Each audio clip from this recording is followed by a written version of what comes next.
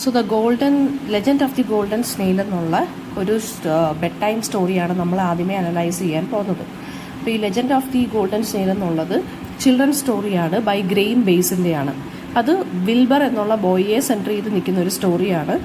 So നമുക്ക് നോക്കാം. അപ്പോൾ വിൽബറിന് ശരിക്കും പറഞ്ഞാൽ the legend of the golden snail എന്നുള്ള ആ ഗോൾഡൻ സ്നെയിലിൻ്റെ സ്റ്റോറി കേൾക്കുന്നത് വളരെ ഇഷ്ടമാണ്. അപ്പോൾ വിൽബറാണ് നമ്മുടെ മെയിൻ ക്യാരക്ടർ എന്ന് പറയുന്നത്. അപ്പോൾ ഈ വിൽബർ ഈ ഗോൾഡൻ സ്നെയിലിൻ്റെ സ്റ്റോറി അമ്മയെ കൊണ്ട് വായിപ്പിക്കുകയാണ് ബെഡ് ടൈമിൽ. അപ്പോൾ മെയിൻ ക്യാരക്ടർ എന്ന് പറയുന്നത് വിൽബറാണ്, ഒരു യങ് ബോയ് ആണ്. അപ്പോൾ ഈ ഗോൾഡൻ സ്നെയിലിൽ ശരിക്കും പറഞ്ഞു കഴിഞ്ഞാൽ ഗ്രാൻഡ് എൻചാൻഡർ എന്ന് പറഞ്ഞൊരു മജീഷ്യൻ എന്ത് ചെയ്യുകയാണ്, ഈ ഗോൾഡൻ സ്നെയിലിനെ ബാനിഷ് ചെയ്തിരിക്കുകയാണ് എർത്തിൻ്റെ എൻഡിലോട്ട്. അപ്പോൾ വിൽബർ എന്ത് ചെയ്യുകയാണെന്ന് വെച്ച് കഴിഞ്ഞാൽ ഈ പാർട്ട് വരുമ്പോൾ, ഈ സ്റ്റോറിയുടെ ഈ പാർട്ട് വരുമ്പോൾ ഒരു ലെജൻഡറി സ്റ്റോറിയാണ്. അപ്പോൾ ഈ പാർട്ട് വരുമ്പോൾ ശരിക്കും പറഞ്ഞാൽ വിൽബർ അമ്മയെ കൊണ്ട് 2 തവണയെങ്കിലും ഈ ഒരു പാർട്ട് വായിപ്പിക്കും. അപ്പോൾ ഈ കുട്ടിക്ക് എന്താണ് മനസ്സിൽ തോന്നുവാണ്, ഈ ഗോൾഡൻ സ്നെയിലിനെ എങ്ങനെയെങ്കിലും കണ്ടുപിടിക്കണമെന്ന്. അപ്പോൾ ഈ കുട്ടി ഒരു ജേർണിക്ക് വേണ്ടി, അതായത് ഈ ഗോൾഡൻ സ്നെയിലിനെ ഫൈൻഡ് ഔട്ട് ചെയ്യാൻ വേണ്ടി ഒരു ജേർണി ട്രാവൽ ചെയ്യാൻ തുടങ്ങുവാണ്. And he wanted to become the grand enchanter. അപ്പോൾ ഈ ഗോൾഡൻ സ്നെയിലിനെ തിരിച്ച് പിടിച്ചു കഴിഞ്ഞാൽ ഈ കുട്ടിക്ക് ഗ്രാൻഡ് എൻചാൻഡറായിട്ട് വളരെ പവർഫുള്ളായിട്ട് മാറാൻ സാധിക്കുമെന്നാണ് ഈ കുട്ടി വിചാരിക്കുന്നത്. ആൻഡ് വിൽബറിൻ്റെ അമ്മ എന്ന് പറയുന്നത് ഇതിനകത്തൊരു മൈനർ ക്യാരക്ടറാണ്. വിൽബറിനെ എല്ലാ രീതിയിലും സപ്പോർട്ട് ചെയ്യുന്നു. ക്യാപ്റ്റൻ്റെ ഹാറ്റൊക്കെ കൊടുത്തിട്ടാണ് ഈ കുട്ടിയെ ജേർണിക്ക് വിടുന്നത്. ഈ ഗോൾഡൻ സ്നെയിൽ എന്ന് പറയുന്ന ഒരു കൈൻഡ് ഓഫ് മാജിക്കൽ ക്രീച്ചറാണ്. അത് ഈ എർത്തിൻ്റെ എൻഡിലോട്ട് ബാനിഷ് ചെയ്തിരിക്കുകയാണ്. അതിനൊരു പവർഫുൾ ഷിപ്പായിട്ട് ട്രാൻസ്ഫോം ചെയ്യാൻ പറ്റും അത് ഉണർന്നു കഴിഞ്ഞാൽ. അപ്പോൾ പിന്നെ നമുക്ക് നോക്കാം. അപ്പോൾ സ്റ്റോറി ഈ ഗോൾഡൻ സ്നെയിൽ എന്നുള്ള ഈ ഒരു ലെജൻഡറി സ്റ്റോറി ഫാസിനേറ്റഡ് ആയിട്ടൊരു കുട്ടി എന്ത് ചെയ്യാണ്, ഈ മാജിക്കൽ ക്രീച്ചറിനെ കണ്ടുപിടിക്കാൻ വേണ്ടി എൻഡ് ഓഫ് ദി എർത്ത് പോവുകയാണ്. അപ്പോൾ ഈ ഗ്രാൻഡ് എൻചാൻഡർ എന്ന് പറഞ്ഞൊരു ക്യാരക്ടറാണ് ഈ ഗോൾഡൻ സ്നെയിലിനെ ബാനിഷ് ചെയ്യുന്നത്. Okay, the legend says that എന്താണ്, ഒരു പുതിയ മാസ്റ്റർ വന്ന് ഇതിനെ ക്ലെയിം ചെയ്ത് കഴിഞ്ഞാൽ എന്താണ്, ഒരു സ്പെല്ല് പറഞ്ഞൊരു മന്ത്രം ചൊല്ലി ഈ ഗോൾഡൻ സ്നെയിലിനെ ക്ലെയിം ചെയ്തെടുത്തു കഴിഞ്ഞാൽ അയാൾ ഗ്രാൻഡ് എൻചാൻഡറായിട്ട് മാറും. അപ്പോൾ ഈ കുട്ടി അത് മാറാൻ വേണ്ടി ഈ ഗോൾഡൻ സ്നെയിലിനെ കണ്ടുപിടിക്കാൻ വേണ്ടിയും പോവുകയാണ്. അപ്പോൾ വിൽബർ ശരിക്കും പറഞ്ഞ ഒരു ഗ്രാൻഡ് എൻചാൻഡറായിട്ട് മാറണം എന്ന് ഇങ്ങനെ ഡ്രീം ചെയ്ത് നിൽക്കുവാണ്.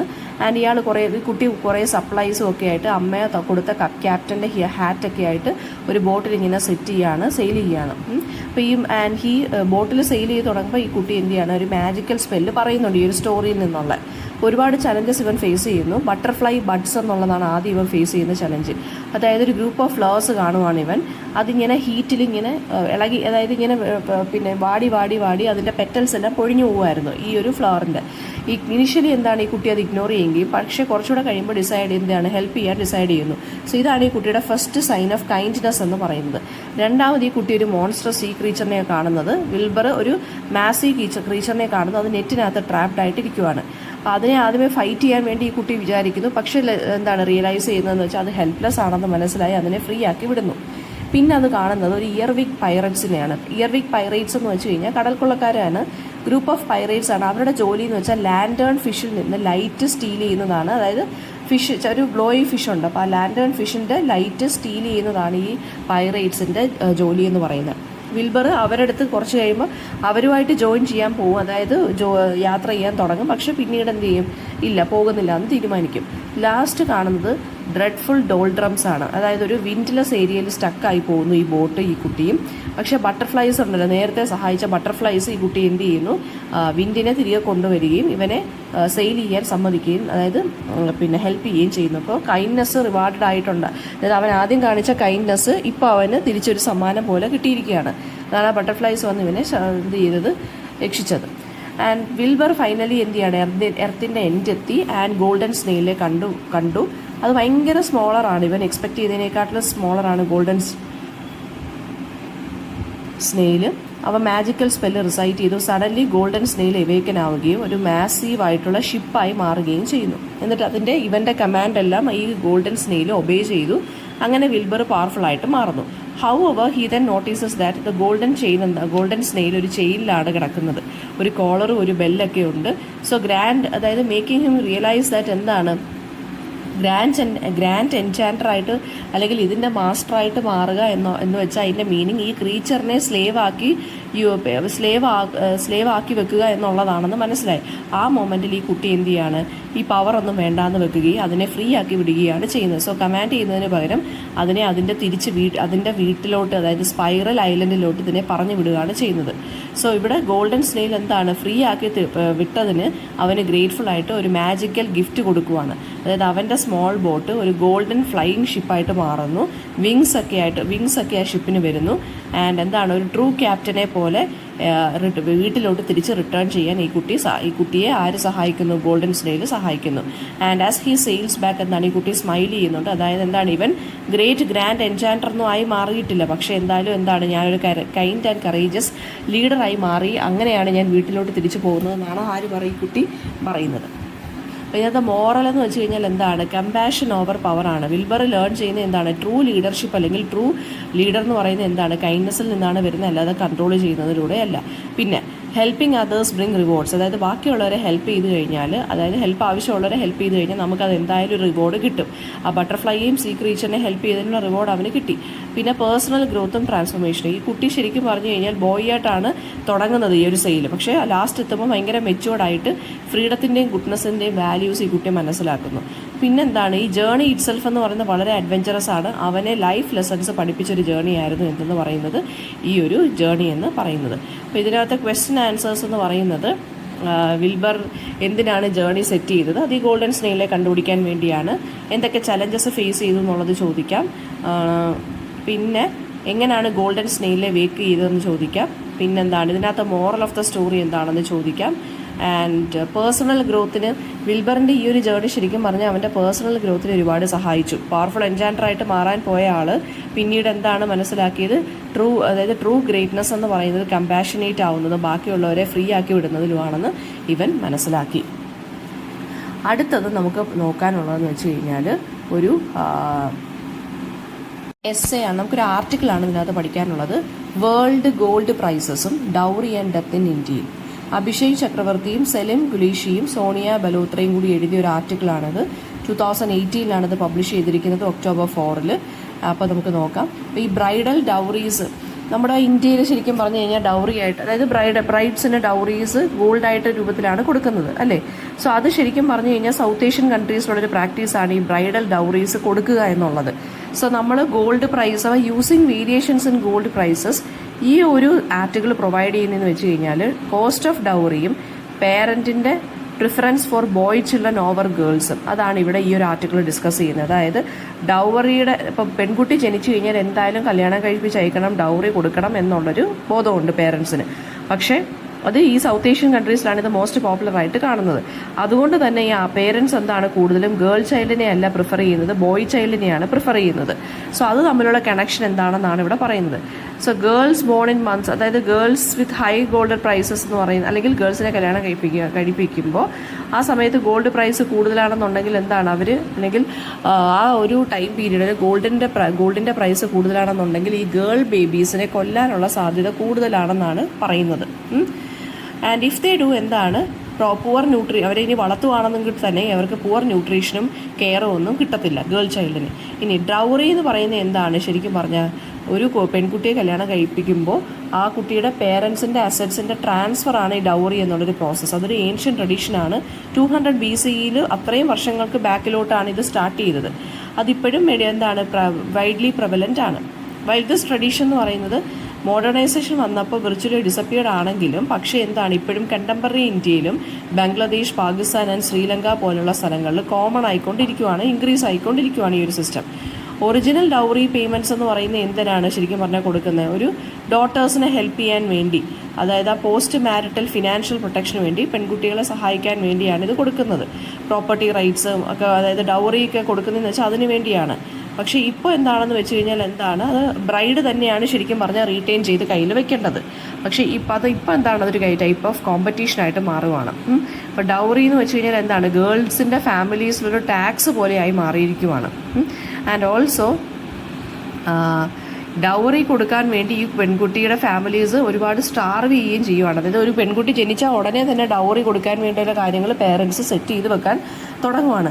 And also previous research argue ചെയ്തതെന്ന് വെച്ചാൽ ഡൗറി കോസ്റ്റ് എന്ന് പറയുന്നത് എന്താണ്, ആ ഒരു കോസ്റ്റ് ഉള്ളത് കൊണ്ടാണ് ആലോചിക്കുന്നത് കൊണ്ടാണ് ഇന്ത്യൻ പേരൻസിൻ്റെ ഇടയിൽ ഈ ആൺകുട്ടികളെയാണ് അവർ പ്രിഫർ ചെയ്യുന്നത് rather than daughters. But there is yet എന്താണ് ഒരു സിസ്റ്റമാറ്റിക് എവിഡൻസും ഇല്ല ഈ ഒരു കാര്യത്തിലെങ്കിലും. പക്ഷേ എന്താണ് അതുകൊണ്ടാണ് പെൺകുട്ടി ജനിച്ചു കഴിഞ്ഞാൽ ചില ആളുകൾക്ക് എന്താണ് ഭയങ്കര ദേഷ്യമൊക്കെ വരുന്നത്. നമ്മളിങ്ങനെ കണ്ടിട്ടുണ്ടല്ലോ, പെൺകുട്ടി ആയതുകൊണ്ട് വേണ്ടാന്ന് വെക്കുന്നു, കുട്ടിയെ ബാസ്ക്കറ്റിൽ എവിടെയെങ്കിലും കളയുന്നു, അങ്ങനെ. അപ്പം ഡൗറി ശരിക്കും പറഞ്ഞാൽ ഒഫീഷ്യലി 1961 തൊട്ട് ഇന്ത്യയിൽ പ്രോഹിബിറ്റഡ് ആണ്. പക്ഷേ എന്നാലും എന്താണ് നമ്മൾ ഡേറ്റാസൊക്കെ കളക്ട് ചെയ്ത് നോക്കുമ്പോൾ ഡൗറി കൊടുക്കുന്നത് ഇപ്പോഴും എക്സിസ്റ്റ് ചെയ്യുന്ന ഒരു കാര്യം തന്നെയാണ്. ആക്ച്വൽ ഡൗറി ട്രാൻസാക്ഷനെ കുറിച്ച് നമുക്ക് ഡേറ്റയൊന്നും വലുതായിട്ടില്ലെങ്കിലും അത് നോക്കുകയാണെന്നുണ്ടെങ്കിൽ എന്താണ് കോസ്റ്റ് ഓഫ് ഡൗറി അല്ലെങ്കിൽ ഫാമിലി പ്രിഫറൻസ്, ഇതിലൊക്കെ നമുക്ക് ഡൗറിയുടെ ഇൻഫ്ലുവൻസ് കാണാൻ സാധിക്കും. ടു അഡ്രസ് ദിസ് ചലഞ്ച് എന്ത് ചെയ്യുകയാണെന്ന് വെച്ച് കഴിഞ്ഞാൽ ഈ ഡൗറിയുടെ ബേർഡൻ എന്ന് പറയുന്നത് ആര് കാരണമാണ് കൂടുന്നത്, ഈ ഗോൾഡിൻ്റെ പ്രൈസ് വേരിയേറ്റഡ് ആവുന്ന അല്ലെങ്കിൽ വേരിയേഷൻ സംഭവിക്കുമ്പോഴാണ് ശരിക്കും പറഞ്ഞാൽ ഇത് സംഭവിക്കുന്നത്. ഗോൾഡ് എന്ന് പറയുന്നത് എന്താണ്, typically in the form of ജുവലറിയിൽ വരുമ്പോൾ ഇന്ത്യയിലൊക്കെ ഡൗറി എന്ന് പറയുന്നത് ഗോൾഡാണ് കൊടുക്കുന്നത്. 90% ഗോൾഡാണ്. അപ്പോൾ 90% ഇന്ത്യ എന്ന് പറയുന്നത് ഗോൾഡ് ഇമ്പോർട്ട് ചെയ്യുന്നൊരു രാജ്യമാണ്. അപ്പോൾ ഇതിനകത്ത് ഗോൾഡിൻ്റെ പ്രൈസസിൽ വരുന്ന വേരിയേഷൻസ് അല്ലെങ്കിൽ ഫ്ലക്ച്വേഷൻസ് ആണ് ശരിക്കും പറഞ്ഞാൽ ഡൗറിയിലും ഇതിൻ്റെ കോസ്റ്റ് കൂട്ടുന്നത്, അല്ലേ? ഗോൾഡിൻ്റെ ഇത് കൂടുകയാണെങ്കിൽ ഡൗറിയും കൂടുകയല്ലേ ചെയ്യുന്നത്. ഡൗറിക്ക് വേണ്ടി പൈസ മാറ്റി വെക്കുന്ന പേരൻസ് അത് പൈസയും കൂടുകയല്ലേ ചെയ്യുന്നത്. സോ ഈ ആർട്ടിക്കിൾ എഴുതിയ ആളുകൾ ശരിക്കും പറഞ്ഞാൽ റിസർച്ച് നടത്തിയ ആളുകൾ international gold prices from 1972 to 2005 വരെയുള്ളത് കാൽക്കുലേറ്റ് ചെയ്യുവാണ് മന്ത്ലി ഡേറ്റ വെച്ചിട്ട്. അപ്പോൾ അതായത് അത് വെച്ചിട്ട് ശരിക്കും പറഞ്ഞു കഴിഞ്ഞാൽ ഈ ഗേൾ ചൈൽഡാണോ ബോയ് ചൈൽഡാണോ സർവൈവ് ചെയ്യുന്നത് കൂടുതൽ, അങ്ങനെ വെച്ചിട്ട് നോക്കുവാണ്. അതായത് ഒരു വർഷം അല്ലെങ്കിൽ ഒരു മാസം ഇപ്പം ഒരു ഗോൾഡിൻ്റെ പ്രൈസ് വളരെ കൂടി നിൽക്കുവാണ്. അപ്പോൾ ആ സമയത്ത് പെൺകുട്ടികൾ ജനിച്ചു കഴിഞ്ഞാൽ പേരൻസിനൊരു ടെൻഡൻസി ഉണ്ട് ഇവരെ അതായത് ബൈ ബർത്ത് ഓൺവേർഡ്സ് അല്ലെങ്കിൽ ഈ കുട്ടികളെ ഉപേക്ഷിക്കാൻ അല്ലെങ്കിൽ കൊന്നുകളയാൻ, അബോർഷൻ ചെയ്യാനുള്ളൊരു ടെൻഡൻസി ഉണ്ട്, അല്ലേ? സോ അത് ശരിക്കും പറഞ്ഞാൽ ആരെയാണ് ഡിപ്പെൻഡ് ചെയ്തിരിക്കുന്നത്, ഗോൾഡിൻ്റെ പ്രൈസിനെയാണ് ഡിപ്പെൻഡ് ചെയ്ത് ഇരിക്കുന്നത്. അതാണ് ഇവിടെ ഇതിനകത്ത് ആര് സംസാരിക്കുന്നത്, നമ്മുടെ ആർട്ടിക്കിളിനകത്ത് സംസാരിക്കുന്നത്. സോ ഗോൾഡിൻ്റെ പ്രൈസ് ഇൻക്രീസ് ചെയ്യുന്നതിനോടൊപ്പം തന്നെ ഗേൾസിൻ്റെ നിയോനേറ്റൽ മോർട്ടാലിറ്റി 6.4% വിത്ത് ഇൻക്രീസ് ചെയ്തുകൊണ്ടിരിക്കുകയാണ്. പക്ഷേ ബോയ്സിനെയാണ് പ്രഗ്നൻ്റ് ആയിട്ടിരിക്കുന്നുണ്ടെങ്കിൽ അല്ലെങ്കിൽ പ്രസവിക്കുകയാണെന്നുണ്ടെങ്കിൽ നിയോനേറ്റൽ ഡെത്തുകൾ ഇല്ല. അതായത് നിയോനേറ്റൽ ഡെത്ത് വെച്ചാൽ ഈ കുഞ്ഞിനെ ശരിക്കും പറഞ്ഞു കഴിഞ്ഞാൽ നിയോനേറ്റൽ ഡെത്ത് വെച്ചാൽ നവജാത ശിശു മരണമെന്ന് പറയത്തില്ല. അതായത് ജനിച്ച ഉടനെ തന്നെ കുഞ്ഞിനെ കൊല്ലുന്നു അല്ലെങ്കിൽ അബോർഷൻ ചെയ്ത് കൊല്ലുന്നു. അതായത് ഗോൾഡിൻ്റെ പ്രൈസിനെയാണ് അത് ഡിപ്പെൻഡ് ചെയ്തിരിക്കുന്നത്. അപ്പോൾ ഹൈ ഗോൾഡൻ പ്രൈസ് ആണെന്നുണ്ടെങ്കിൽ ഗേൾ ബേബീസ് ശരിക്കും പറഞ്ഞാൽ സർവൈവ് ചെയ്യുന്ന കാര്യം ഭയങ്കര ലെസ് ആയിട്ടുള്ള ചാൻസിലാണ് നിൽക്കുന്നത്. പിന്നെ ബോയ്സിൻ്റെ സർവൈവൽ റേറ്റ് ശരിക്കും പറഞ്ഞാൽ ഈ പീരീഡിലെല്ലാം ഇമ്പ്രൂവ് ചെയ്തുകൊണ്ടിരിക്കുകയാണ്. പിന്നെ 1986 തൊട്ട് 2005 വരെയുള്ള കാലഘട്ടത്തിൽ ഈ അൾട്രാസൗണ്ടിൻ്റെ യൂസ് വളരെയധികം വൈഡ് സ്പ്രെഡായി. അപ്പം ഫീമെയിൽ ഫീറ്റസ് ആണ് വയറ്റിലുണ്ടെന്ന് അറിയുമ്പോൾ തന്നെ പേരൻസ് എന്ത് ചെയ്യുക, അബോർട്ട് ചെയ്യുകയാണ് ചെയ്യുന്നത്. അതായത് നേരത്തെ എന്നൊക്കെ വെച്ച് കഴിഞ്ഞാൽ ഈ അൾട്രാസൗണ്ടൊക്കെ കണ്ടുപിടിക്കുന്നതിന് മുന്നേ എങ്ങനെയാണെന്ന് വെച്ച് കഴിഞ്ഞാൽ പ്രസവിക്കുന്നത് പെൺകുട്ടിയാണെന്നുണ്ടെങ്കിൽ കുട്ടി പെൺകുട്ടിയാണെന്നുണ്ടെങ്കിൽ എന്ത് ചെയ്യും, ഇവരെ അങ്ങ് നെഗ്ലക്റ്റ് ചെയ്യും. അതിന് പ്രോപ്പർ ഫുഡും ന്യൂട്രീഷനും ഒന്നും കൊടുക്കത്തില്ല, ഈ ഡൗറി കൊടുക്കാനുള്ള ഒരു ബേർഡൻ ഉള്ളതുകൊണ്ട്. പിന്നീട് 1986 ആയപ്പോൾ അൾട്രാസൗണ്ടൊക്കെ വന്നതുകൊണ്ട് ആണാണോ പെൺകുട്ടിയാണോ എന്ന് കണ്ടുപിടിക്കാൻ നേരത്തെ പറ്റുന്നത് കൊണ്ട് എന്ത് പറ്റുമെന്ന് വെച്ച് കഴിഞ്ഞാൽ ഫീമെയിൽ ആണെന്ന് അറിയുമ്പോൾ അവിടെ അബോർഷൻ ചെയ്തങ്ങ് കൊല്ലാൻ തുടങ്ങി. അതാണ് ഇതിനകത്ത്. അപ്പോൾ ഗോൾഡ് അങ്ങനെയാണ് ശരിക്കും പറഞ്ഞാൽ വന്ന മാറ്റം എന്ന് പറയുന്നത്. പിന്നെ girls born in high gold price month എന്ന് പറയുന്നത് അവർ ഈ അഡൽട്ട്ഹുഡിലോട്ട് പോയ ഗേൾസ് എന്ന് പറയുന്നത് തന്നെ ശരിക്കും പറഞ്ഞു കഴിഞ്ഞാൽ വളരെ കുറവാണ്. ഏർലി ലൈഫിൽ മാൽ ന്യൂട്രീഷൻ വന്ന് ഒരുപാട് പേര് മരിച്ചു പോകുന്നുണ്ട്. അപ്പോൾ ഇവർ ജനിക്കുന്ന സമയത്ത് ഈ ഗോൾഡിൻ്റെ ഇതൊക്കെ ഭയങ്കര കൂടുതലാണെന്നുണ്ടെങ്കിൽ പേരൻസ് ശരിക്കും പറഞ്ഞാൽ ഇവരെ കെട്ടിച്ചു വിടണമല്ലോ എന്ന് ഇങ്ങനെ പേടിച്ച് ഗോൾഡ് കൊടുത്ത് കെട്ടിച്ചു വിടണമല്ലോ എന്ന് പേടിച്ച് ഡൗറി കൊടുക്കണമെന്ന് പേടിച്ച് ഇവരെ നെഗ്ലക്റ്റ് ചെയ്ത് കളയും. പിന്നെ ഈ ഗോൾഡ് പ്രൈസിൻ്റെ എഫക്റ്റ് അല്ലെങ്കിൽ ആ ചേഞ്ചസ് എന്ന് പറയുന്നത് പുവർ ഹൗസ് ഹോൾഡിലാണ് കൂടുതലായിട്ടും കാണാൻ സാധിക്കുന്നത്. ഡൗറിയുടെ വാല്യൂ ഇൻക്രീസ് ചെയ്യുന്നത് ഗോൾഡ് പ്രൈസിനെ ഡിപ്പെൻഡ് ചെയ്തിട്ടാണ്.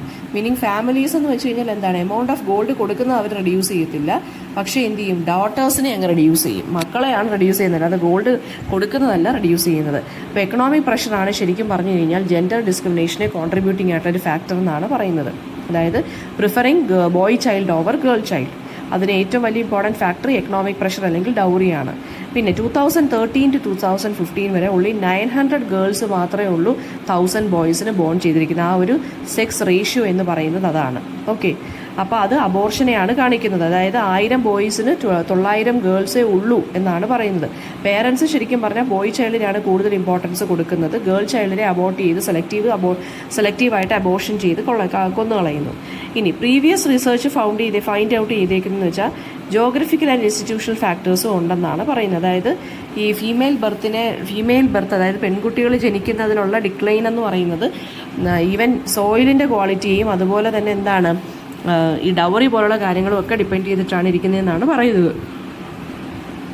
സോയിൽ ക്വാളിറ്റി എന്ന് വെച്ചാൽ ഇവിടെ ഉദ്ദേശിക്കുന്നത് എന്താണ്, ഇപ്പോൾ അഗ്രികൾച്ചറൊക്കെ നടത്തുന്ന ഫാമിലീസ് ആണെന്നുണ്ടെങ്കിൽ അവർക്ക് നല്ല ഫാം ലാൻഡൊക്കെ ആണെന്നുണ്ടെങ്കിൽ അവർക്ക് പെൺകുട്ടിയൊക്കെ പെട്ടെന്ന് കെട്ടിച്ചയക്കാനും ഡൗറി കൊടുക്കാനും ഒക്കെ സാധിക്കും. പക്ഷേ അങ്ങനെയല്ല, വലിയ ലാൻഡൊന്നുമില്ല, പൂറായിട്ടുള്ള ആളുകളാണെന്നുണ്ടെങ്കിൽ വീണ്ടും അബോർഷനാണ് അവിടെ ഹാപ്പൻ ചെയ്യുന്നത്. ഓക്കെ, അപ്പോൾ റൈസിങ് ഡൗറി കോസ്റ്റ് എന്ന് പറയുന്നത് എന്താണ്, ജെൻഡർ ഇംബാലൻസിന് വഴിയൊരുക്കുന്നു, അതായത് അബോർഷന് വഴിയൊരുക്കുന്നു എന്നാണ് ഈ ഒരു എസ്സേ നമ്മളെ പഠിപ്പിക്കുന്നത്. പിന്നെ നമുക്ക് ഇതിനകത്ത് വരുന്ന എന്താ പറയുക, ക്വസ്റ്റ്യൻ ആൻസേഴ്സ് അല്ലെങ്കിൽ തീംസ് നോക്കാം. അപ്പോൾ തീം എന്താ ഇതിനകത്ത് പറഞ്ഞു പോയേക്കുന്നതെന്ന് വെച്ചാൽ ഫിനാൻഷ്യൽ പ്രഷർ അല്ലെങ്കിൽ ഡൗറി എക്സ്പെക്റ്റേഷൻ കാരണം ജെൻഡർ ഡിസ്ക്രിമിനേഷൻ അല്ലെങ്കിൽ ഫീമെയിൽ ഇൻഫൻറ്റിസൈഡ് ഹാപ്പൻ ചെയ്യുന്നു. ഓക്കെ, പിന്നെ വരുന്നതെന്ന് വെച്ച് കഴിഞ്ഞാൽ എന്താണ്, ഗോൾഡ് പ്രൈസിൻ്റെ ഇൻക്രീസ് എന്ന് പറയുന്നത് ഗേൾസിന് നേരെയുള്ള ഡിസ്ക്രിമിനേഷൻ കൂട്ടുന്നു. പിന്നെ എക്കണോമിക് സ്ട്രക്ചറായിട്ട് ഡൗറി എന്ന് പറയുന്നത് എന്താണ്, സ്ത്രീകളുടെ ഫ്രീഡത്തിനെ ലിമിറ്റ് ചെയ്യുന്നു. അതായത് ഈവൻ ബിഫോർ ബർത്ത് എന്ത് ചെയ്യുകയാണ്, ഇവരെ കൊല്ലുകയാണ് ചെയ്യുന്നത് അല്ലേ. അപ്പോൾ ഈ എക്കണോമിക് പ്രാക്ടീസ്, അതായത് ഈ എക്കണോമിക് പ്രഷറാണ് ശരിക്കും പറഞ്ഞു കഴിഞ്ഞാൽ ഈ അബോർഷന് വഴിയൊരുക്കുന്നതെന്നാണ് ഇതിനകത്ത് പറഞ്ഞു പോയേക്കുന്നത്. ഇതിനകത്ത് ക്വസ്റ്റ്യൻ ആൻസേഴ്സ് നോക്കുകയാണെന്നുണ്ടെങ്കിൽ ഗോൾഡ് പ്രൈസാണ് ഡൗറി കോസ്റ്റിനെ ഇൻക്രീസ് ചെയ്യുന്നത്, അതുകൊണ്ടാണ് അബോർഷൻ ഹാപ്പൻ ചെയ്യുന്നത്, അങ്ങനെയാണ് ഫീമെയിൽ മോർട്ടാലിറ്റി കൂടുന്നത്. അപ്പോൾ ഗോൾഡ് പ്രൈസും ജെൻഡർ ഡിസ്ക്രിമിനേഷനും തമ്മിലുള്ള ബന്ധം ചോദിച്ചാൽ ഇത്രയും പോയിന്റ്സ് ആണ് എഴുതേണ്ടത്. പിന്നെ